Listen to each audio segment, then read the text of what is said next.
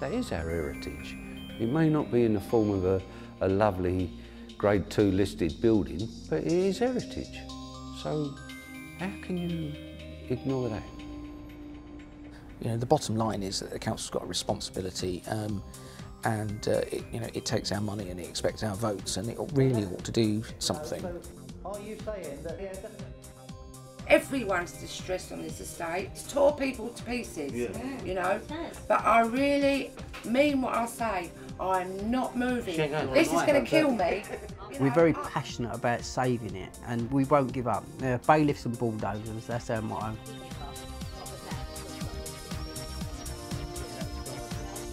What happened through the back door?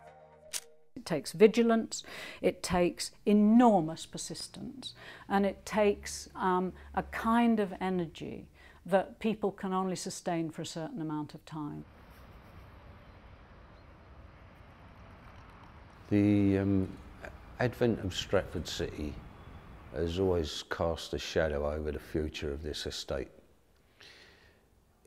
If we walked outside of this building and got up on the roof and looked around us, we're surrounded by new build, which is a little bit daunting in as much as you wonder, are we going to be swallowed up? Are we going to find ourselves homeless? For the last, I believe it's 5 or 6 years, we've been talking about a master plan that's going to improve the estate, improve the quality of life on the estate. Recently we've also been talking about the Olympics. Now, although the Olympics they're welcome, but they should not in any way overlook the fact that the Carpenters estate exists, people on the estate exist, their lives are going to improve, their buildings are going to improve, they're going to get what they want. We don't just want the Olympics. Whilst we've been consulting with LBN and architects for some 6 years now, these consultations are required in law, and I've always been convinced that a lot of these meetings are just a PR exercise to keep us quiet, keep us happy.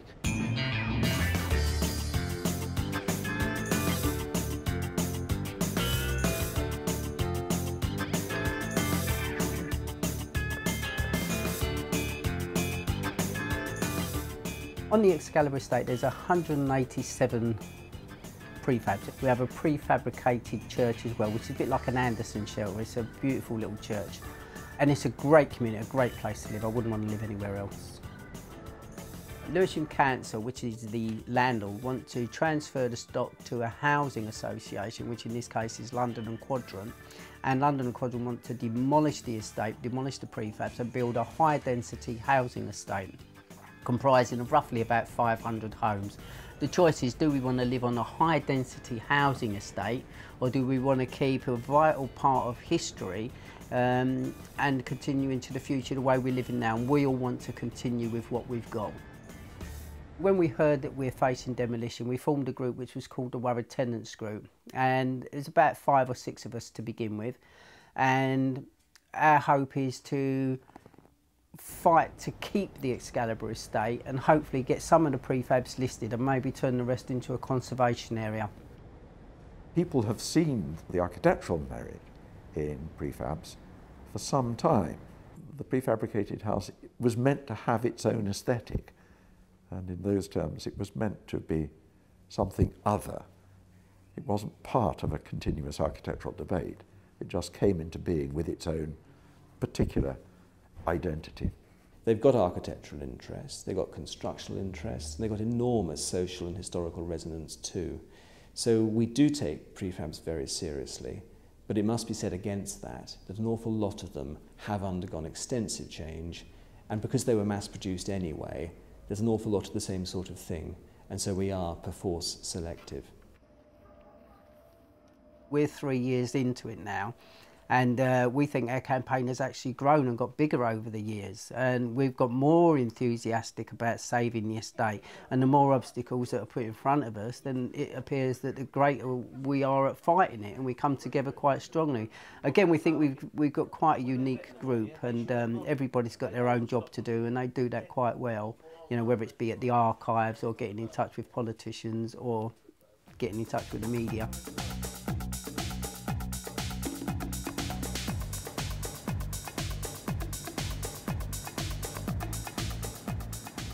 On the Carpenters estate back in 2003, we started up a campaign called TBAG. TBAG stood for Tower Block Action Group. We hung banners from the walls, we demanded habitable conditions for the residents on the estate. We called down the local press, the local film producer made some videos. We made a deputation to the mayor. We tried and we tried and we got nowhere. They refused basically to accept that we existed. They refused to accept that we needed answers. You know, as far as they were concerned, they were going to tell us what was happening and we were to accept it. And a lot of people, unfortunately, think they have to abide by those rules.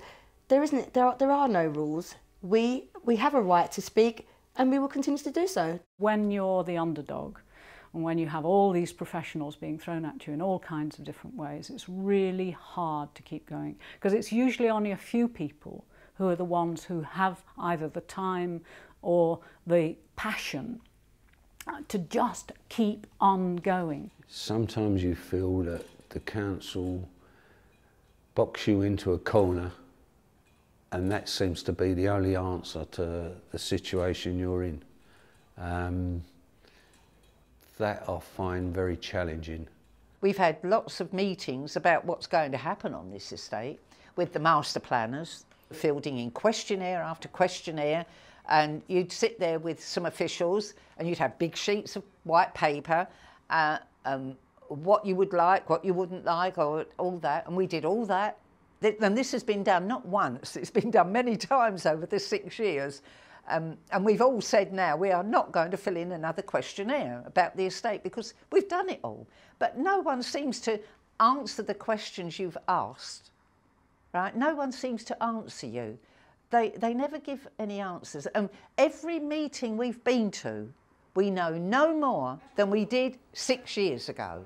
So to me, they will do what they want. Whoever the group of they will be, they will decide. Professionals find it easier to hear a middle-class voice. I think very often people who haven't been through any professional route have a more difficult time expressing themselves. The more deprived you are, the more deprived you are of power. Local people are at the bottom of the heap, and therefore they have to be more deft, more professional, more knowledgeable, and more passionate and persistent than anybody else. I do believe that the residents do get listened to by the architects, possibly by the master planners. The only thing is, when the questions are taken forth to Newham Council, who are ultimately in charge of responding, that's when I think it falls on deaf ears. People involved with buildings and with building heritage tend to perform within their own jargon dialect, as it were. So they have their own way of communicating with each other, which doesn't necessarily jump the void to ordinary mortals. What we're now demanding is not only habitable conditions on the estate, but we also want to know what's happening to the estate as a whole. We don't want people to move off of the estate and feel they have to go because it's something that they're being pressured into. There are certainly 1 or 2 residents known to me who've been here since the place was built, and they're not really being listened to, and it's more than a crying shame. It's really veering into scandal territory. What we want is for those in charge of the master plan, if there is going to be one, to understand that these residents want to be recognised as the Carpenters estate, and in order to be recognised you have to make a stand, and that is what we are going to do. We have decided to restart TBAG, but this time we are going to be recognised, we're going to be listened to, and action will be taken. no more filling in forms. We're going to fight all the way with this campaign. We're going to have everybody listening to us. Living one's life as a campaign is very wearing, and far from everybody can do it. So it's unfair to expect people who live on this estate to live the life of a firebrand 24/7. But at the same time, it's also unfair to leave everybody in so much doubt. If the residents of an estate feel particularly strongly about the place they live, I think it's essential that their feelings, their attitudes, their sense of place is listened to and respected very clearly. But it is a separate exercise from that of statutory designation. Listing's not a popularity contest. It's about assessing claims, lasting claims, to special architectural and historic interest. And some of the claims to special interest they're quite arcane, they're quite complicated. The people here are prepared to troop along to dull meetings with master planners week after week, year after year. There are enough tenants that care, that should tell the council something, and they are prepared to keep biting that bullet even though they're not getting any clear information from the council. So I may have thrown in the towel, but others haven't, thank heavens.